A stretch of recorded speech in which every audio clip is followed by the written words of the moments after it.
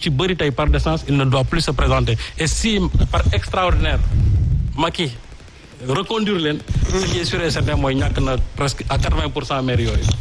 d'accord alors ban sort moo nar a nekk sooru wàllu Sénégal. oui damay na rek ma am lu ma leeral foofu.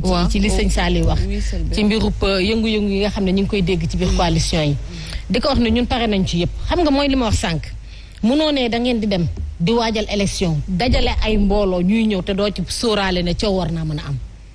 boo ko sóoraalee nag bu coow loolu dikkee di nga xam noo koy gérer.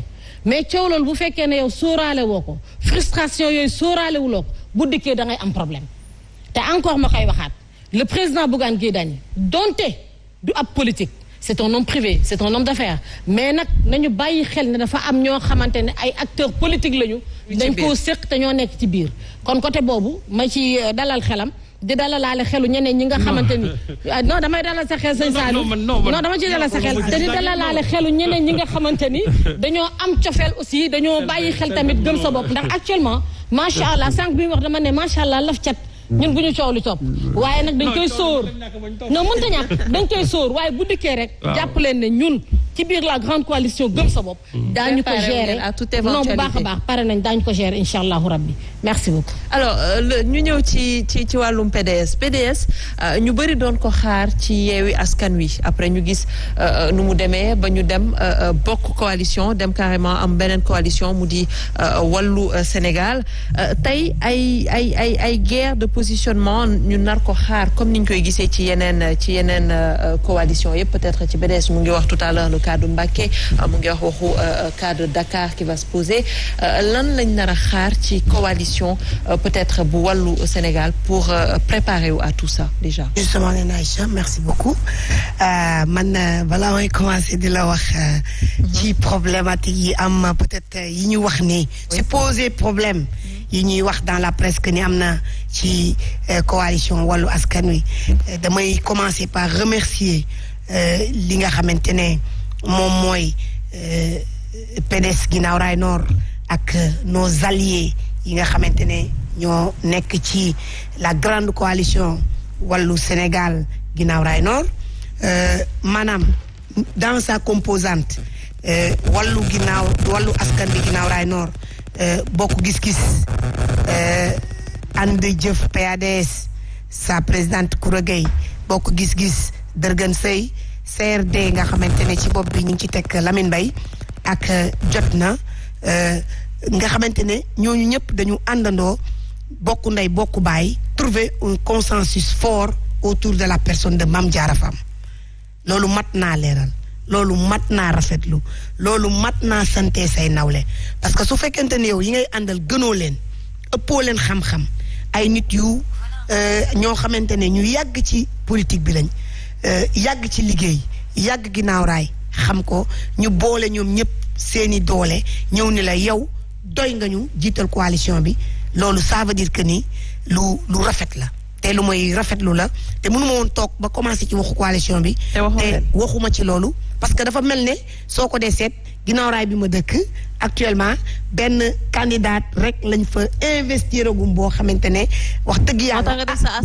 moo tax nga def sa assemblée générale démb. non loolu du assemblée générale xam nga loolu waxtaan ak presse bi la woon parce que lu ñu wax ba pare il faut ñu toog waxtaan ak presse ndànk wax leen ne leen lii xew na fi donc ñu ngi leen di sant bu baax di leen remercier di wax ni confiance bi ñu am ci ñun duñ ko perdre mais ñun aussi fi ñu dëkk xam nañ ko xam nañ ginnaaw raay bu baax bi nit ñi di choisir. dëkk yi Sicap Liberté HLM je sais pas quoi moi j'ai choisi fi nga xamante ne fa la poto yi ak ndox mi dëkk boo xamante ne man maa am intention takk sama sër ànd ak ay nit yu am volonté defar ko ba mu mel ne Dakar wala mu raw ko donc dëkk boobu man maa ko bëggal sama bopp choisir ko taamu ko ma wax ni ñëpp ma jàppale nee na Aïcha plus de 25 associations tey adhérer nañ ci sunu cause 13 associations démb 17 associations bokkul ak association yu mag yi te jàpp naa ni sama doom Bougane Gueye Dany man lay jàppale ndaxte wax fa dëgg yàlla ku mu bëgg la ku baax la jàpp naa ni aussi Ousmane Sonko sax man lay jàppale si jàpp naa ni même waa Benno Bokk Yaakaar li ma ci commencé am parce que ki nga xamante ni moo doon porte étendardu Macky Sall à Guinaw Rail Nord muy Modou Dalin maa ko ni ciix téye ko teg ci loxo kon Macky Sall du bouger fenn foofu maa ko téye donc ma remercier leen imam yi non waa bokk gis-gis laa jiital ni Dërgën Sey son président imam yi damaa wax Dërgën Sey son président wax andi jëf PADS. kon ñoom ñëpp jiital nañ la waa sant yàlla bu baax nag loolu nag du man yàlla la ak Sénégal donc li nga xamante ne moo xew seen ginnaaw raay dama bëgg mu xew fépp te ci loolu laa def sama tànk di ci dox pour mu xew fépp ay cas nga may wax ay individualité gis nga dama am sama président moo Baye Mor Diagne ma koy nuyu au passage di ko sargal muy mag mu baax yàgg ci parti démocratique sénégalais daf daan wax naan choc d'ambition saa yoo déggee choc d'ambition rek Baye Mor a ko wax ci fédération choc des ambitions waaw choc des ambitions mënta ñàkk ci politique parce que nit ñi dañu bëgg xam nga tey fi la grande coalition tey ni mu toll ngay wax PDS ak ni mu toll ak ni mu mel ak doole ji mu am fii ñu toog di wax tey PDS moo ngi compter lu mat 500 wala 600 et quelques conseillers municipaux yoo xamante ne ñu ngi tas ci àdduna bi amoon mairie lu toll ne 100 et quelques tey xëy na peut-être li ñuy wax naan gor yi summeeku di transhumé di dem feneen moo ñu xaw a wàññi tuuti mais dem nañ pouvoir rek gagné ay collectivités locales gagné ay conseil départemental tey ñi ngi ak ay conseil ville am ay conseil départemental am ay conseil municipal donc je pense que c'est pas un petit parti boo xamante ne dafa génnee 2012 tey ñi ngi wax 2022 le PDS est resté intact gis nga en général boo ko dee seet toujours kuy dem si si benn localité tête bi rek bopp bi rek mooy dem mais ña fay des fa la ñuy des ba tey PDS c'est un très grand parti donc je pense que fu ñu mën mais rester intact est-ce que mën nañ ko wax noonu honorable parce que y a eu quand même des départs à ne pas sous-estimer. Ben dans tout le pays et dans tous les partis il y a eu des départs et il y aura aussi des départs Nena Aïcha dans le PDS waxal ma depuis que le PDS est PDS kan moo demul mais le président Macky Sall en est la parfaite illustration moo doon premier ministre Ablaye Wade en 2017 battre campagne ñëw Italie ñu gàddul ko ay valisam mu xeex ñu gagné tey mooy président de la République terewul le PDS est resté fort de sa plus belle manière donc je pense que su ma nee le PDS reste fort am na fu ma ko teg et je parle en connaissance de cause tey bi nit ñi di xëccoo fii naan nañu def lii nañu xeex parce que bul fàtte ni événement mars yi xam nga fu mu fekkoon Saliou Dieng mu dugg biir Sénégal fu ne mu teg fa tànkam di renouveler le parti boobu temps ñun à Saraya ñun ñaa ngi xeex Dakar ñun ñu ngi mobiliser pour renouveler le parti muy Saliou Dieng secrétaire général chargé des structures et des renouvellements des partis donc du parti donc jàpp naa ni PDS moom taxawaayam kenn dootu ko nattable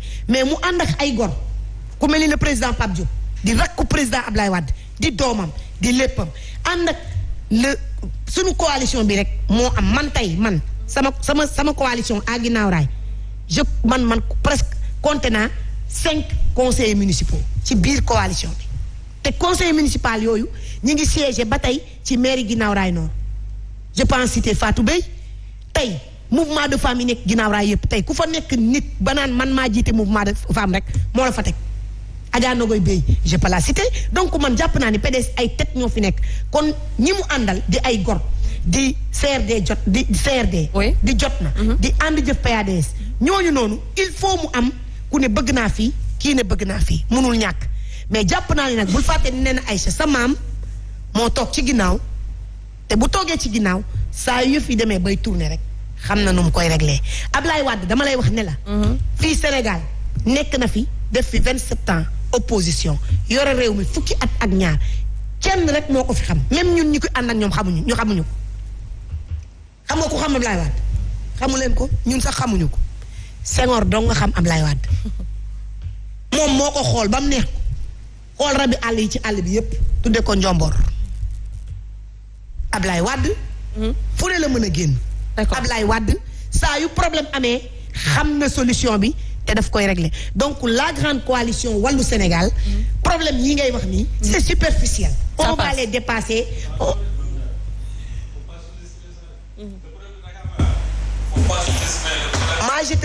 moi je vous dis Serigne Saliou Serigne Saliou loo xam-xam ma dem ba gën laa xam. mais attention c'est-à-dire en 2014 pourquoi Pape Diop beroon daaraam sous la bannière de convergence démocratique Bokk Gis Gis parce qu'il y a eu des problèmes à l'époque alors qu'il y avait un projet de fusion c'est-à-dire de coalition entre le PDS et le Bokk Gis Gis finalement Pape Diop dem ber daaraam te ce même problème-là aussi on a l'impression que les mêmes nuages commencent à s'amonceler. da nga bëgg a wax les mêmes causes vont produire les mêmes effets. pour man déedéet. en tout cas xam nga lu tax les mêmes causes ne vont pas produire les mêmes effets gis nga boo ko xoolee diggante man bi may ñëw 2017 di ñëw assemblée nationale ak tey man dama jàpp ni le PDS le Andi Jëf PADS le LD de Mamadou Lamine Diallo Tekki le mouvement LD. ah ñooñu c'est des partenaires naturels du PDS Ablaye Wade généralement lu ñu bëgg. bokkul ci li muy xëccoo ak ñoom te waxuma la loolu ñun dama la ne sunu coalition le président Abdoul Mbaye le PM moo ngi ci biir suñu coalition Bruno D'erneville moo ngi ci biir donc c'est une coalition boo xamante ne ne pèse pas lourd aussi. nga ni Abdoul Mbaye ne pèse pas lourd. Oh Sëñ Saliou on va. mais Sëñ Saliou on ne va pas rentrer dans ces ne fait pas de jugement de valeur. Non, je ne fais pas de non t'es en train de faire un jugement de valeur politique. mais fini mais Macky Sall il a été quoi Macky Sall a été premier ministre. Tous les premiers ministres se sont implantés politiquement partout. Non, ne me dis pas ça. Non, je ne sous-estime pas. Non, tu es en train de sous-estimer un homme qui pèse très lourd. xam nga da nga ne xam nga man boobu. tu es en train de sous-estimer un homme qui pèse très lourd. Non, il ne pèse. Non, c'est-à-dire. Abdoul Mbaye pèse extrêmement lourd. Abdoul Mbaye pèse lourd mais je dis électoralement parlant xam nga aussi politique dafa am loo xam daf ci am solo. politique dafa laaj une base politique loolu mooy c'est-à-dire loolu mooy. mais moi je vais te dire le travail de Fourmil Abdoul Mbaye base politique. non c'est-à-dire. attends nee na Aïcha ça c'est ma question bu Wallu Askan Wi dans la coalition Wallu Askan Wi les deux partis majeurs. c'est-à-dire c'est Bokk Gis Gis c'est le coalition bu ngeen dugg tas ko waaye c'est le PDS et Bokk Gis Gis. fii moom waaj leen ban njëkk damaa yow sama loxo xam nga aussi Mame Diarra je crois dans lii moom journaliste bu ngeen dugg tas ko mais bii du ngeen ko tas dans nos analyses bu ñu def la politique de l'Autriche xam nga ku ci nekk man toog naa bii moom du ngeen ko tas moom bii non suñu objectif dama ne bul wax waxu journaliste mais honorable dafay analyser mais Aïcha on est en débat libre et démocratique. Oui, mais justement, je ne me laisserai pas devant moi Serigne Saliou analyser un de mes partenaires d'homme politique insignifiant. Oui. Non, ça dit, j'ai dit mais Abdou Mbaye, moi je t'ai dit, mais laisse-moi parler. Non, j'ai dit j'avais la parole jusqu'à maintenant. J'avais la parole jusqu'à maintenant. D'accord, mais vous m'avez coupé et vous n'allez pas continuer. Non, d'accord. J'ai fait une tribune de l'Assemblée nationale, si vous voulez. Je vais vous laisser parler, Mame Diarra. OK. Allez-y.